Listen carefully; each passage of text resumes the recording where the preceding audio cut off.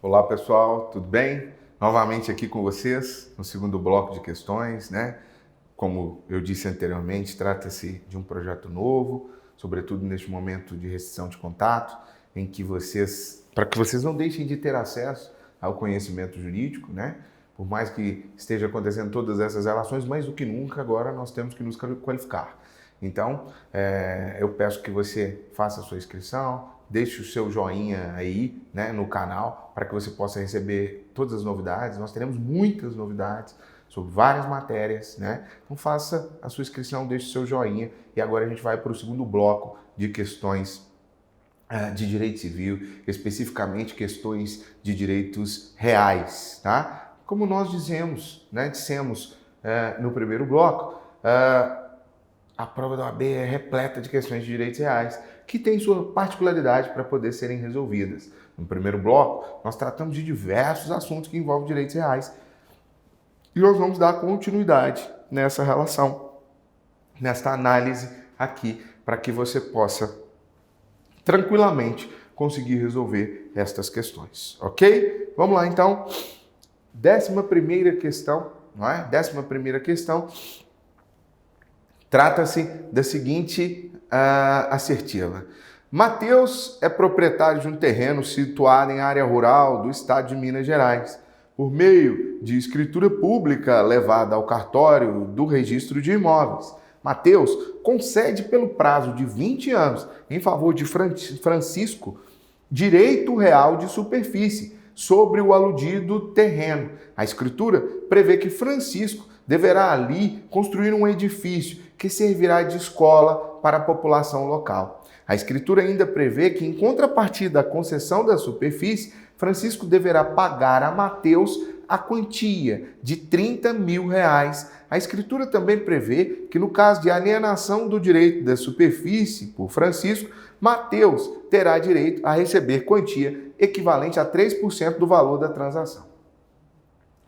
Trata-se do instituto jurídico chamado direito de superfície, tá? Trata-se este enunciado da questão do instituto jurídico de superfície, quando eu cedo o uso e o gozo da superfície a um terceiro do meu imóvel, né? A gente faz análise de várias construções aí que a gente pensa que o sujeito adquiriu a propriedade, mas ele não adquiriu a propriedade. Ele necessariamente promoveu o quê? Direito de superfície, tá? Quando eu quero dar uma segurança jurídica muito grande para um contrato de locação, que eu vou fazer um investimento muito alto, eu faço a cessão do direito de superfície. Eu não faço contrato de locação. Por que eu faço superfície? Porque a superfície é direito real. Então ela tem efeito erga omnes, ela está no cartório de registro de imóveis. A locação é direito obrigacional, só tem efeito inter partes. Então muda a natureza jurídica quando eu conduzo a uma circunstância dessa. Então superfície, ela traz aqui com ela todas aquelas características dos direitos reais, que é o quê? Sequela, preferência, o efeito erga omnes, o absolutismo sobre as demais relações obrigacionais, não é? Tudo isso envolve a circunstância do direito de superfície, tá? Que é um direito real. Lembrando que, como se trata de um direito real sobre bens imóveis, para que isso seja validado ou certificado como direito real, deverá estar registrado no cartório de registro de imóveis. Deverá estar registrado no cartório de registro de imóveis, ok? Então vamos lá para as assertivas, né? Neste caso, é correto afirmar que é nula a concessão de direito de superfície por prazo determinado. Haja vista, só se admitir no direito brasileiro a concessão perpétua. Seria um contrassenso exigir que o proprietário ceda sua superfície a um terceiro perpetuamente. De forma alguma, a superfície só é permitida perpétua. Na verdade, não, ela tem um prazo de validade. Ela tem um prazo, um decurso de tempo em que vai ocorrer a superfície. Então, de forma alguma, né, a letra A traz a verdade dos fatos. Letra B. A letra B diz o seguinte: é nula a cláusula que prevê o pagamento de remuneração em contrapartida à concessão de direito de superfície. Haja vista que a concessão é ato essencialmente gratuito. Não! Existe uma viabilidade econômica aí aplicada. A superfície não é gratuita, tá? Ela tem, sim, uma viabilidade econômica. O que eu te disse? Em substituição ao contrato de locação, quando você quer dar uma segurança jurídica maior, você se utiliza do instituto jurídico da superfície, tá? Então, necessariamente, não tem nada a ver com essa relação de gratuidade. Letra C. É nula a cláusula que estipula em favor de Mateus o pagamento de determinada quantia em caso de alienação de direito de superfície.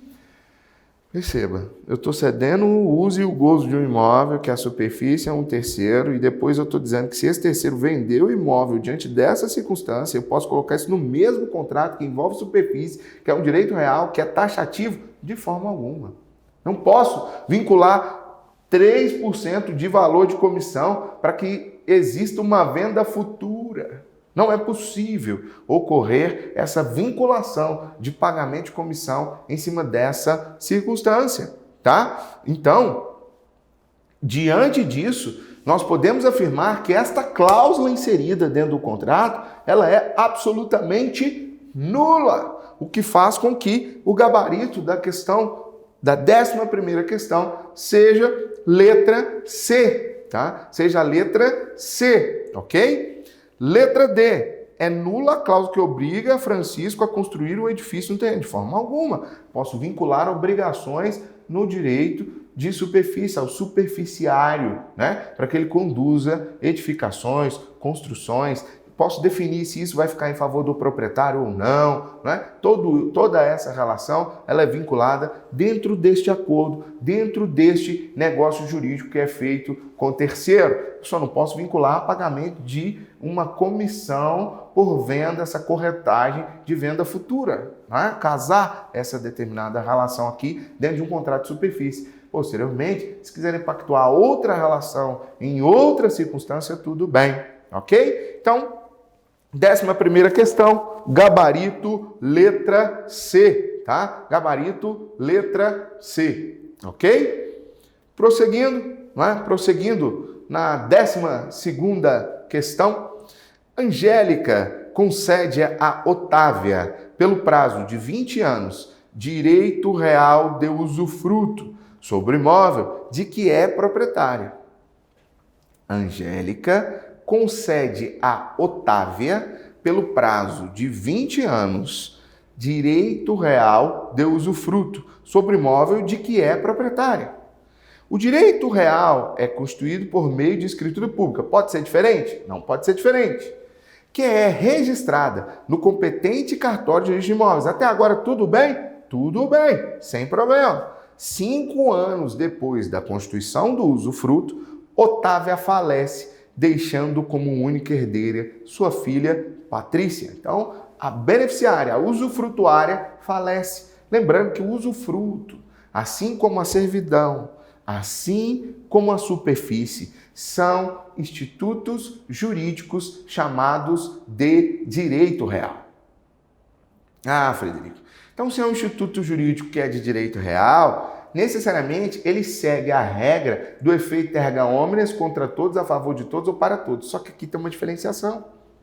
O usufruto é de usar a coisa, mas ele está vinculado à pessoa. Então você tem que tomar muito cuidado com esta relação. Por quê? Porque ele está vinculado à pessoa, tá? Apesar de ser um direito real, né? Olha só, Patrícia herda o direito real de usufruto sobre o imóvel. Se era Angélica, concede a Otávia, tá? Letra B, Patrícia adquire somente o direito de uso sobre o imóvel. Patrícia terá algum direito? Esse é o questionamento. Patrícia terá algum direito? Não é? Letra C, o direito real do usufruto extingue-se com o falecimento de Otávia. Esta regra do usufruto, ela sai do que eu te expliquei de características fundamentais dos direitos reais. Quais são as características fundamentais dos direitos reais? Erga omnes, sequela, preferência, absolutismo. Então, se erga omnes, deveria passar para o filho. Como passou a superfície, como teve essa situação, não. Aqui, a lei, a redação do Código Civil diz, extingue-se o usufruto pelo falecimento do usufrutuário. Então, como Otávia faleceu aqui, extingue o usufruto no momento do falecimento, apesar de ter passado só 5 anos. E o usufruto ser todo de 20 anos, tá? Então, a 12ª questão tem um gabarito letra C. Por quê? Porque o usufruto vai ser extinto com o falecimento do usufrutuário, tá? Patrícia, a filha, letra D aqui, diz o seguinte: Patrícia deve ingressar em juízo para obter sentença constitutiva do seu direito real de usufruto sobre o imóvel. O usufruto é extinto com a morte da mãe da Patrícia, tá? Então não há que se falar em sucessão de usufruto depois que o usufrutuário venha a falecer. Ocorre, como diz o Código, a letra da lei diz que ocorrerá a extinção, tá? A extinção, ok? Tudo bem? Seguindo então, vamos prosseguir. 13ª questão. 13ª questão diz o seguinte: mediante o emprego de violência, Melvio esbulhou a posse da fazenda Vila Feliz. A vítima do esbulho, Cassandra, ajuizou a ação de reintegração de posse em favor de Melvio, após 1 ano e meio, o que impediu a concessão de medida liminar em seu favor. Passados 2 anos desde a invasão, Melvio teve que trocar o telhado da casa situada na fazenda, pois estava danificado. Passados 5 anos desde a referida obra, a ação de reintegração de posse transitou em julgado e, na ocasião, o telhado colocado por Melvio já se encontrava severamente danificado. Mediante sua derrota, Melvio argumentou que faria jus ao direito de retenção pelas benfeitorias erigidas, exigindo que Cassandra o reembolsasse. Vamos lá, então. Primeira análise. Melvio, possuidor de má-fé. Melvio, possuidor de má-fé. Cassandra, possuidora de boa-fé. Melvio esbulha Cassandra. Só que Cassandra ajuizou uma ação de reintegração de posse após 1 ano e meio. Mais de 1 ano e meio, a ação de reintegração de posse, ela não corre pelo rito especial, ela corre pelo rito comum, porque é posse velha, por parte de Melvio. Então, eu não posso pedir liminarmente a reintegração. Vai correr pelo rito comum ordinário, lembra? Posse nova, 1 ano e 1 dia. Aí eu posso pedir, a ação tem rito especial. Mais de 1 ano e 1 dia, rito comum. Prazo prescricional das ações possessórias, 10 anos. 10 anos. Então, se eu fazer o ajuizamento de uma ação possessória dentro de 1 ano e 1 dia, contados da data do esbulho ou da turbação, a ação corre por rito especial, eu posso pedir a tutela, que liminarmente eu seja reintegrado ou mantido na posse. Depois que eu juizo a ação possessória com mais de 1 ano e 1 dia, eu posso fazer o mesmo pedido, mas não pode ser por tutela de urgência, eu necessariamente tenho que pleitear pelo rito comum ordinário. Então, por esse motivo que a questão diz assim, ó, a vítima do esbulho Cassandra ajuizou a ação de reintegração de posse em face de Melvio após 1 ano e meio depois, o que impediu a concessão de medida liminar. Se ela ajuizasse antes, provasse que tinha posse que tinha sido esbulhada, seria concedida a medida liminar, tá? Então, aí vem outra circunstância. Benfeitorias, tá? Frutos e benfeitorias caem muito. E eu te disse, ó, eu tenho que lembrar de uma coisa. Todas as vezes que eu estiver falando de frutos e benfeitorias, eu não uso só frutos e benfeitorias dentro do direitos reais, não. Eu uso benfeitorias e frutos dentro dos direitos reais e eu também uso benfeitorias e frutos dentro do direito de família.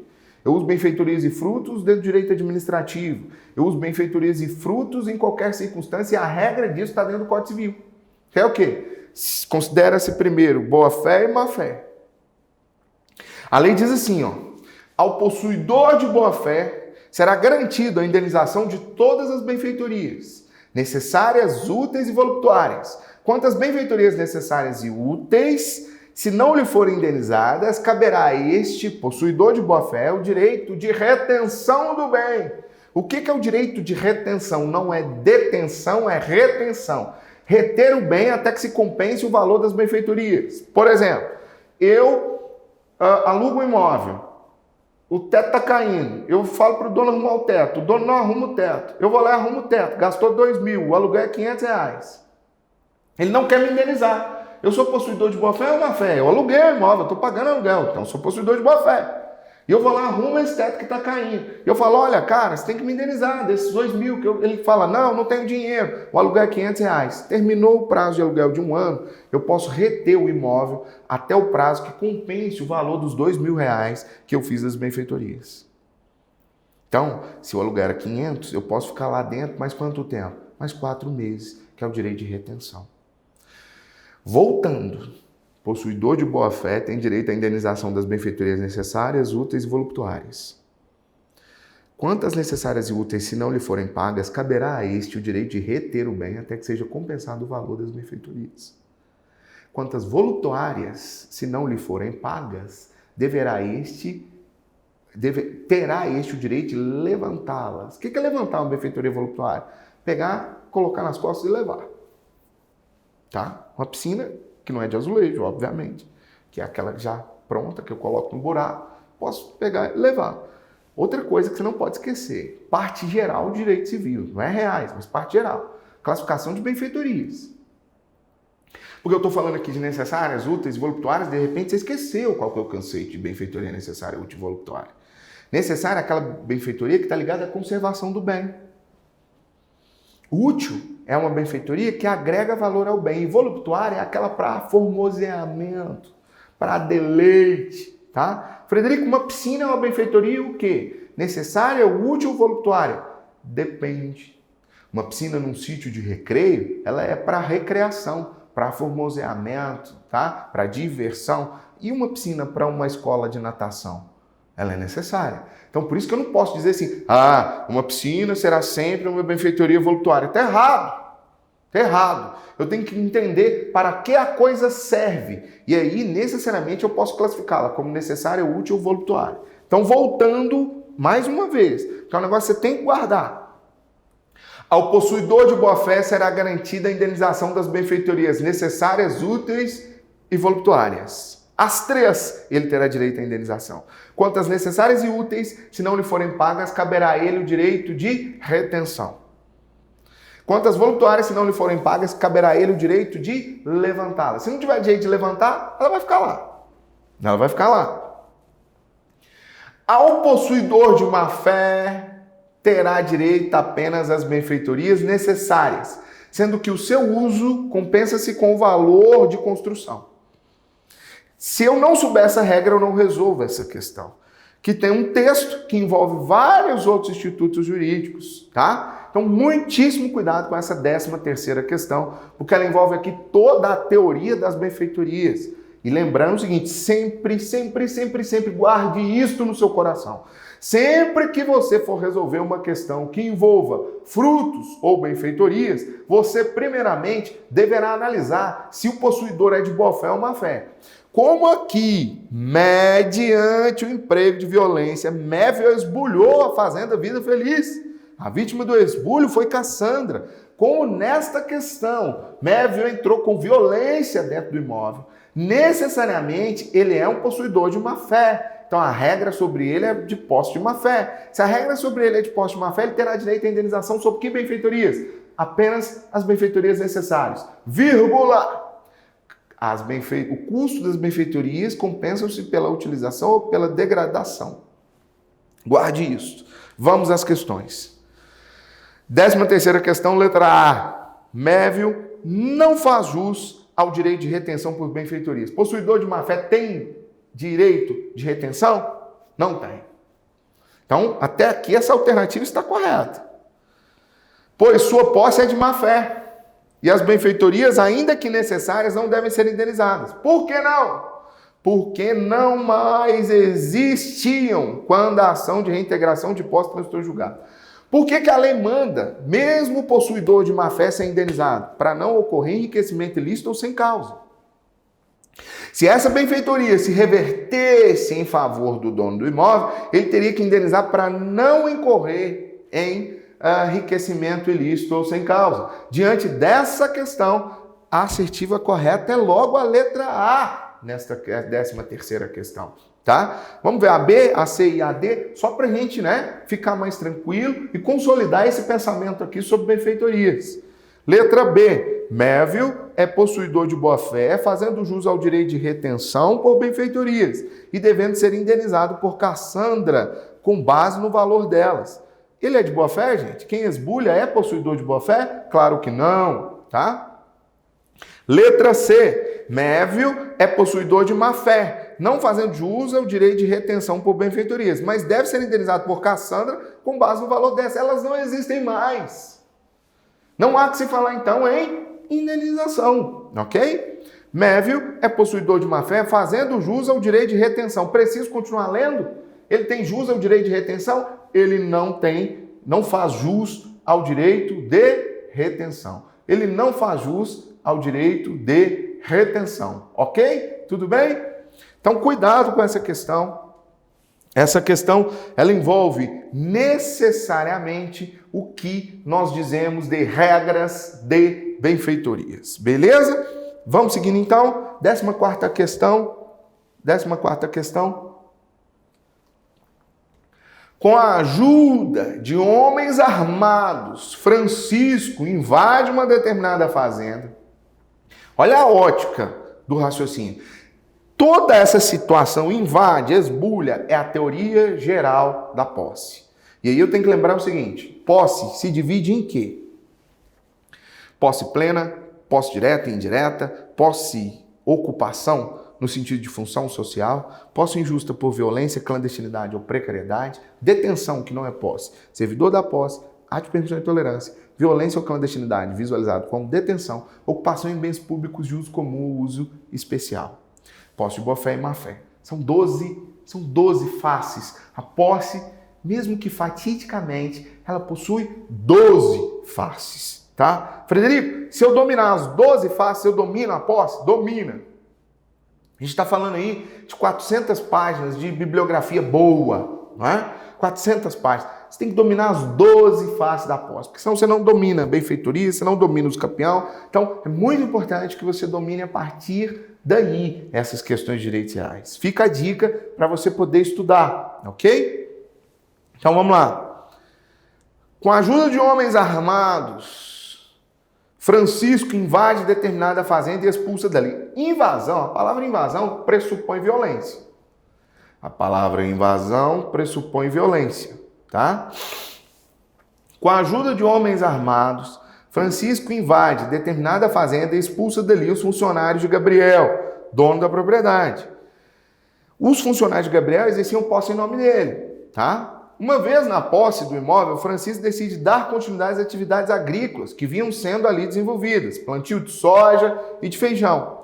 3 anos após a invasão, Gabriel consegue, pela via judicial, ser reintegrado na posse. Então, diante dessa circunstância, a questão terá o seguinte: quanto aos frutos colhidos por Francisco durante o período em que permaneceu na posse da fazenda, assinale a afirmativa correta. O que você precisa prestar atenção? Você precisa prestar atenção sobre a relação de quê? Sobre a relação da regra de frutos.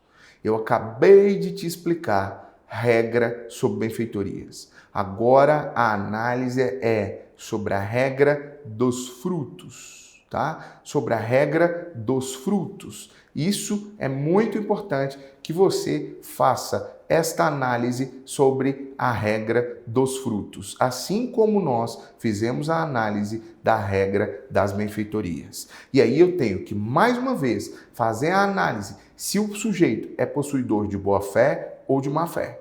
Por quê? Porque necessariamente é isso que vai vincular ele em ter direito ou não à indenização ou ter acesso aos frutos, tá? Então vamos fazer o mesmo caminho que nós fizemos com as benfeitorias, só que agora a gente faz o caminho com os frutos, tá? Possuidor de boa-fé tem direito a que frutos? Percebidos. O que são frutos percebidos? Aquele que ele teve acesso a ele no momento de boa-fé. Aquele que ele teve acesso a ele no momento de boa-fé, tá?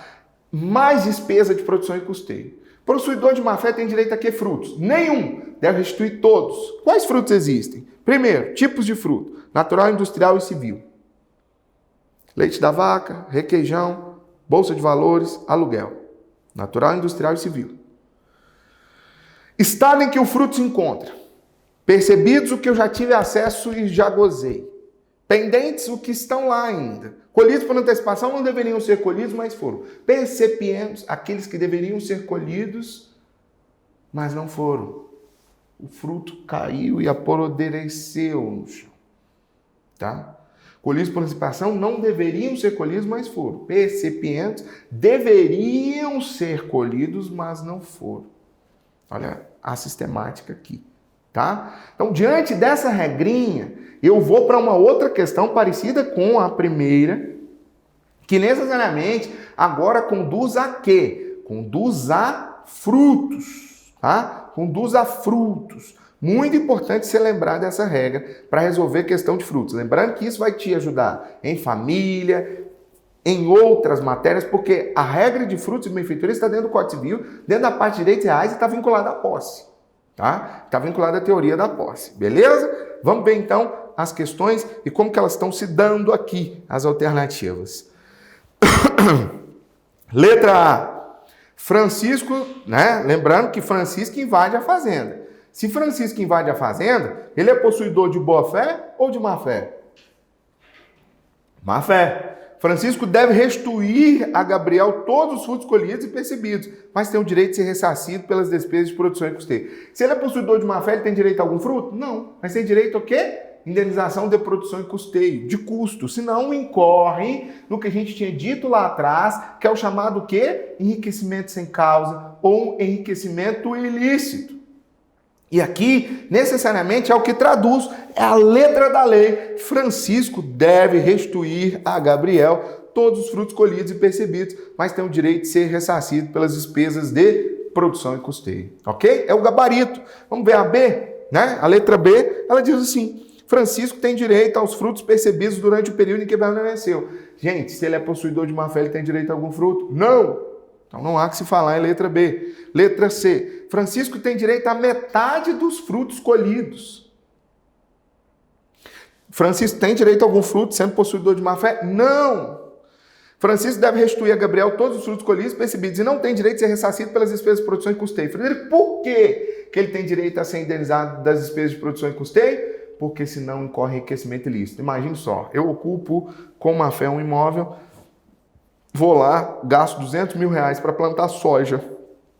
Eu saio do imóvel e deixo essa soja plantada para o dono do imóvel. Incorrerá enriquecimento sem causa ou enriquecimento ilícito. Guarde no seu coração, então, possuidor de boa-fé tem direito aos frutos percebidos, mais despesas de produção e custeio. Possuidor de má-fé não tem direito a nenhum fruto, mas tem direito à indenização de produção ou custeio, mas não tem direito a nenhum fruto. Com isso, a 14ª questão tem o gabarito letra A, tá? Letra A, 14ª questão.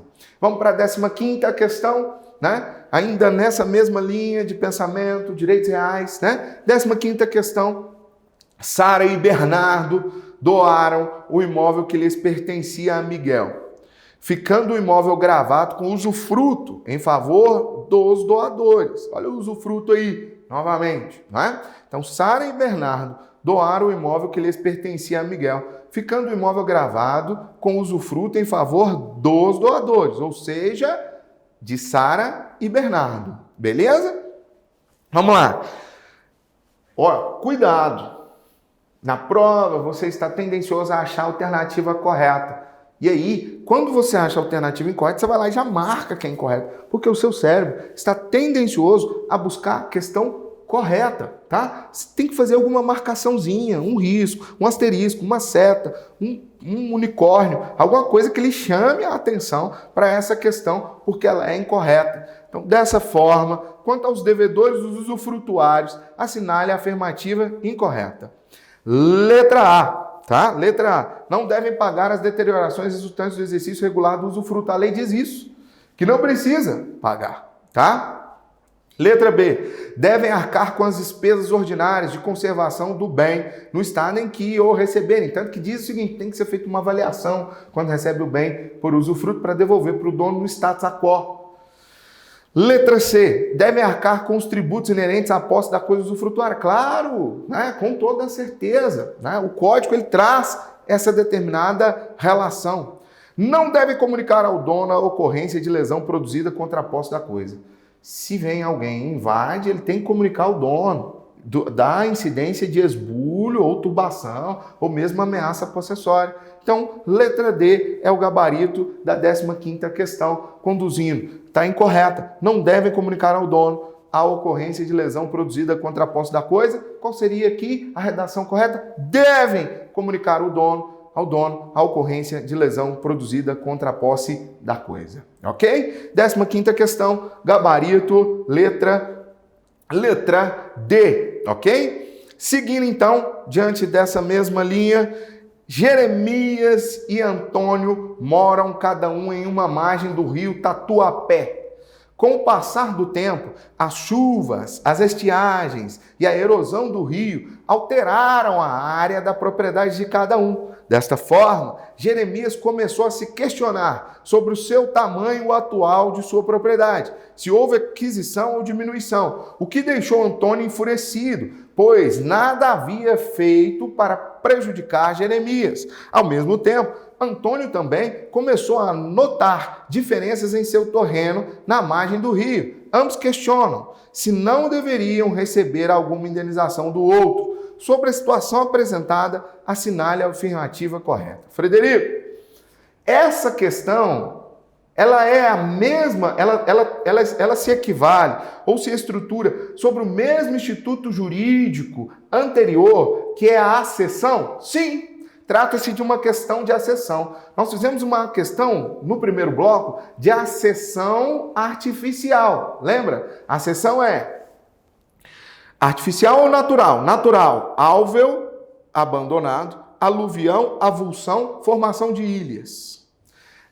Acessão artificial, construção ou plantação. No primeiro bloco, nós fizemos a questão que falava sobre a mulher que edificou em um lote que não era o seu, no lote ao lado.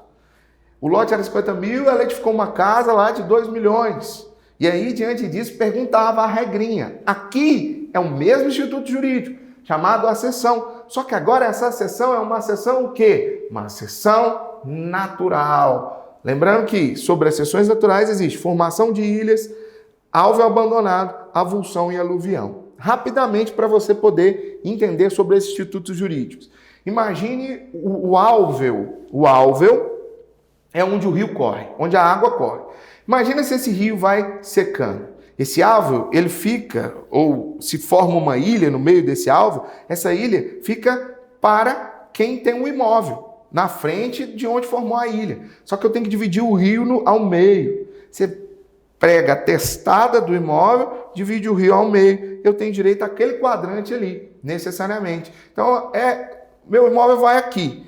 O meio do rio para cá, na proporção da minha testada, eu adquiro a ilha abandonada, a ilha que se gerou pela seca do imóvel, tá? Lembrando que a acessão natural só se dá em rios não navegáveis. Então não há que se falar em acessão num rio como o rio Araguaia, como o rio São Francisco. São rios navegáveis, tá? São só em rios não navegáveis.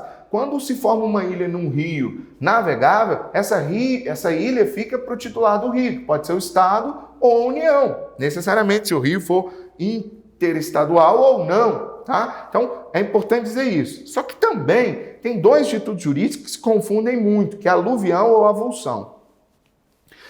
Qual que é mais forte? Avulsão ou aluvião? Avulsão, aluvião, avulsão é o mais forte.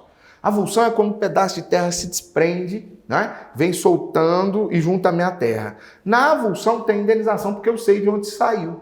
Na aluvião não, isso é gradativo. Passa dia a dia, vai soltando um pedacinho de terra até vir juntando isso aqui, tá? Então isso ocorre lá na margem do rio e na propriedade, pedaços de terra que se desprendem. Na primeira, chamada aluvião, desprender um pedaço de terra e eu sei de onde ela saiu, então tem indenização. Na avulsão tem indenização. Na aluvião não sei. gradativo, um dia após o outro. Tem como saber de onde está esse pedaço de terra, gente? Não. Então não tem indenização. Com essa regra você consegue resolver essa questão. Vamos retomar o enunciado e aí a gente vai para as assertivas. Jeremias e Antônio moram cada um em uma margem do rio. Com o passar do tempo, as chuvas e estiagens e a erosão do rio alteraram a área da propriedade de cada um. Isso acontece. Dessa forma, Jeremias começou a se questionar sobre o tamanho atual de sua propriedade, se houve ou não aquisição ou diminuição. O que deixou Antônio enfurecido, pois nada havia feito para isso ocorrer e para prejudicar Jeremias. Ao mesmo tempo, Antônio também começou a notar diferenças em seu terreno na margem dos rios. Ambos questionam se não deveriam receber alguma indenização do outro e procuram você como advogado e você vai dar o parecer. Vamos lá? Sobre a situação apresentada, assinale a afirmativa correta, tá? Então, 16ª questão. Trata-se de aquisição por aluvião. Uma vez, lembra? Aluvião mais fraca, avulsão mais forte. Trata-se de aquisição por aluvião, uma vez que corresponde a acréscimos trazidos pelo rio de forma sucessiva e imperceptível, não gerando indenização a ninguém. É o gabarito que eu acabei de te explicar do conceito. É gabarito da 16ª questão, letra A. Vamos analisar as demais. Letra B, se for formada uma ilha no meio do rio Tatuapé, pertencerá ao proprietário do terreno de onde aquela porção de terra se deslocou. Não.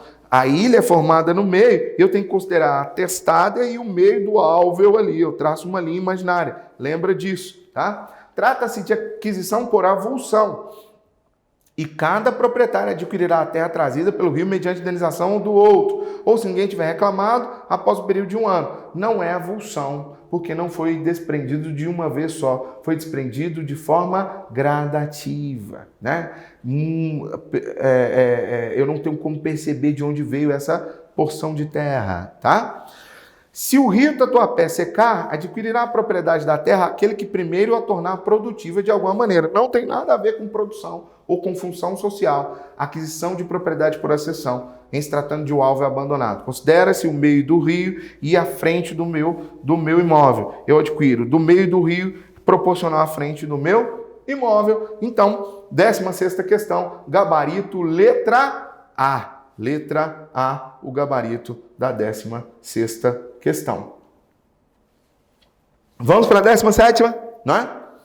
Alexandre, pai de Bruno, celebrou o contrato com Carlos, o qual lhe concedeu o direito de superfície para realizar a construção de um albergue em seu terreno e explorar por 10 anos, mediante o pagamento da quantia de 100 mil. Passados 4 anos, Alexandre veio a falecer. Mais uma questão, vocês estão vendo que a OAB ela vai diversificando, vai caminhando no artigo 1225. Lembrando que o artigo 1225 traz o rol taxativo do que são direitos reais.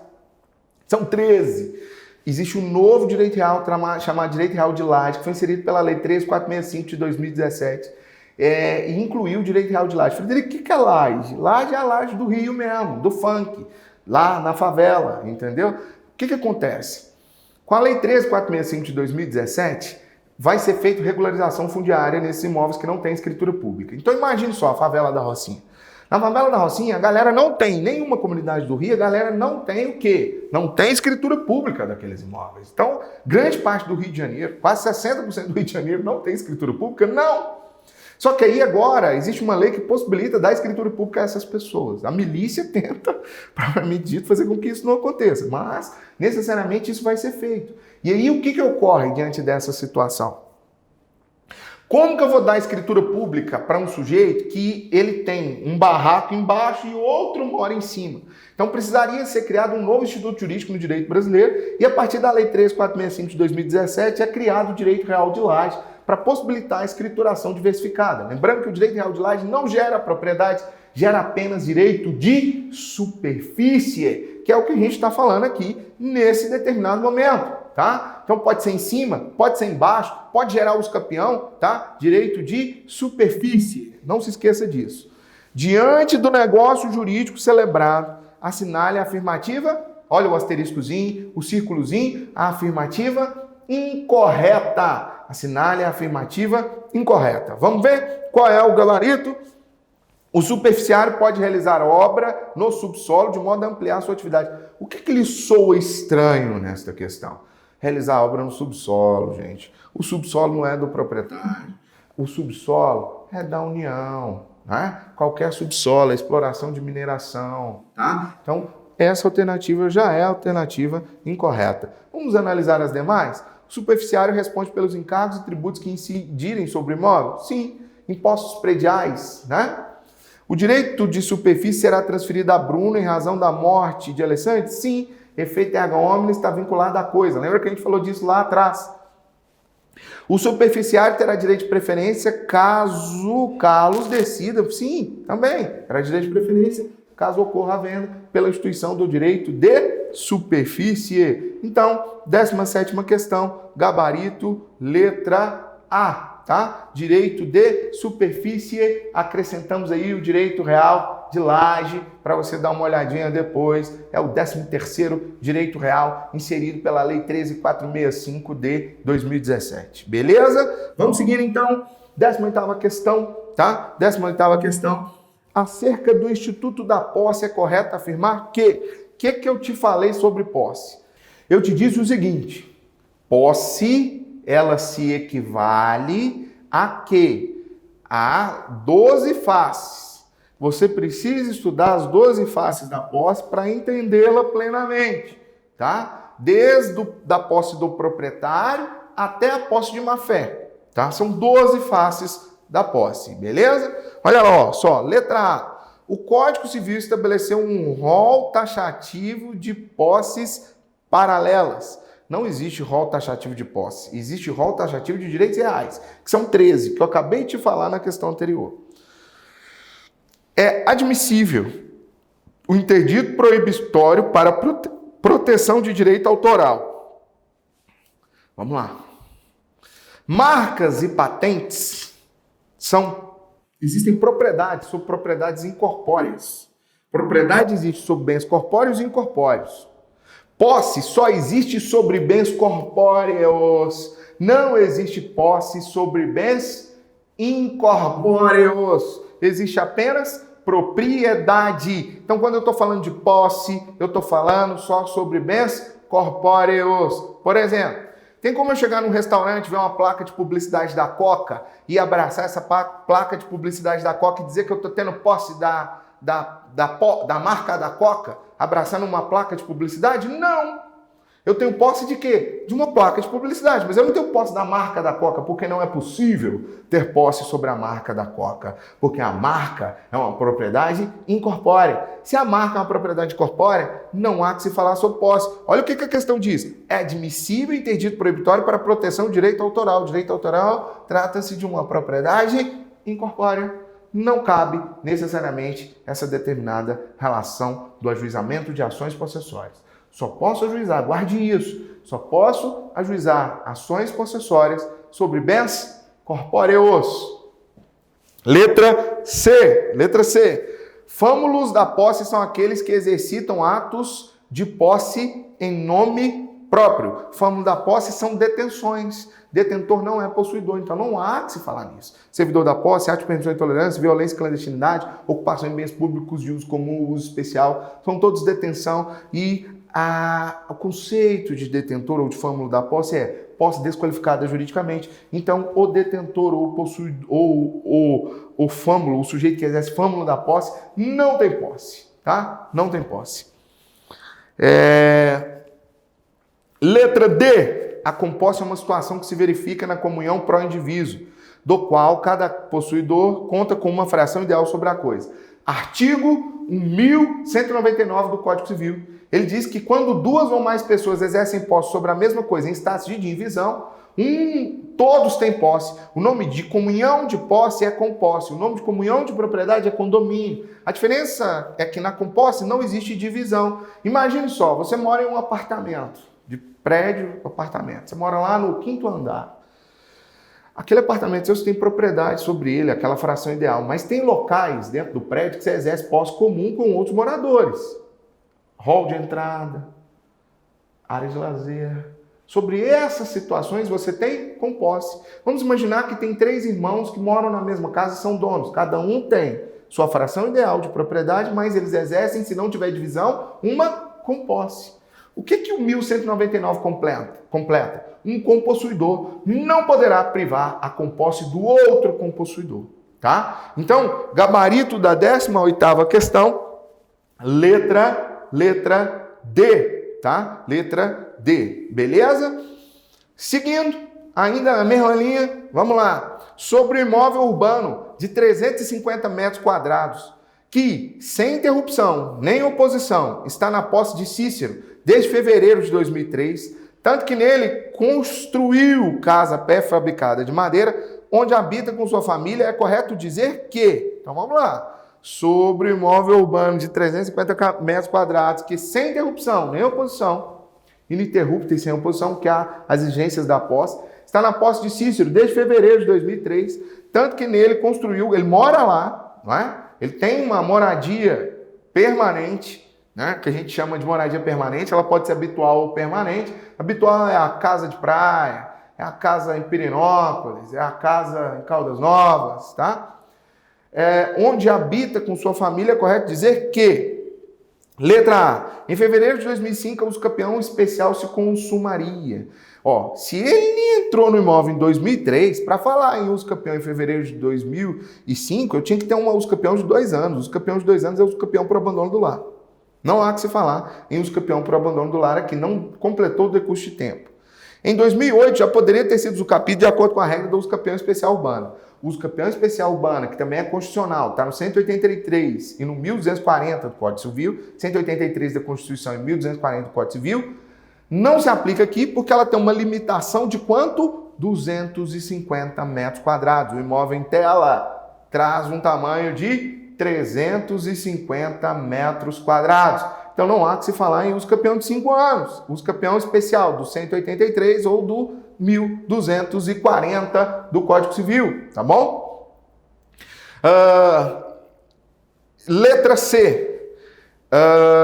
Poderia ser usucapido somente em 2018, de acordo com a regra do uso campeão ordinário do Código Civil. Ó, 2018 seriam 15 anos diante da relação. A uso campeão ordinária, ela é de 10 anos ou 5 anos. Ela está lá no artigo 1242. Caput, 10 anos e 5 anos, parágrafo único. O quadro em tela não se enquadra nessa uso campeão. Nesta questão, se enquadra na modalidade de uso campeão extraordinária, que está no artigo 1238 do Código Civil, que pode ser de 15 anos no caput ou 10 anos no parágrafo único. Lembrando que o uso campeão é inversamente proporcional ao tempo.